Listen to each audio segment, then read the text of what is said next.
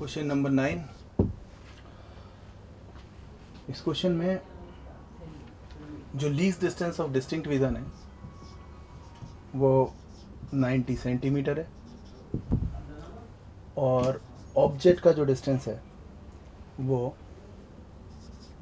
30 centimetre है। इसलिए magnification जो प्रोड्यूस होगा वो होगा d/u, दैट इज 90/30 और ये होगा 3। So correct option is second option. In this question, it is given that refractive index of this prism is √2 and the prism is BCA.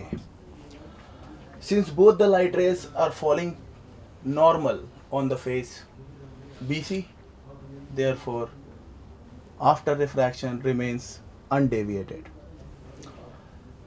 Light rays normal आ रही थी इसलिए डेविएट नहीं हुई और सीधे फेस ए बी पर जाकर गिरी। फेस ए बी पर क्योंकि ये एंगल 120 डिग्री है और ये एक आइसोसेलेस ट्राइंगल है इसलिए ये 30 और ये एंगल भी 30 होएगा। अब क्योंकि ये 30 डिग्री पर जाकर गिर रहा है सो फेस ए बी पर एंगल ऑफ इंसिडेंस है 30 डिग्री। सो हमें कैलकुलेट करना है एंगल ऑफ रिफ्रैक्शन। उसके लिए μ1 sin i is equal to μ2 sin r। μ1 is √2, sin i is sin 30 degree, μ2 is 1 and we have to calculate sin r। √2 1/2 is equal to sin r. Sin r is equal to 1/√2, that is r is equal to 45 degree. So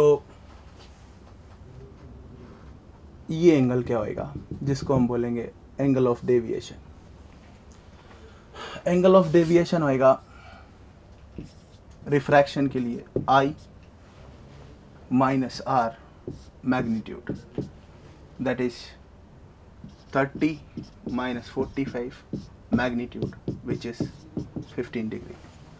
So this angle must be 15 degree और geometry use करें तो ये भी 15 degree होएगा और ये भी 15 degree होएगा बिकॉज ये 30 तो ये 15, similarly 15. So angle between these two rays is 15 plus 15, that is 30 degree.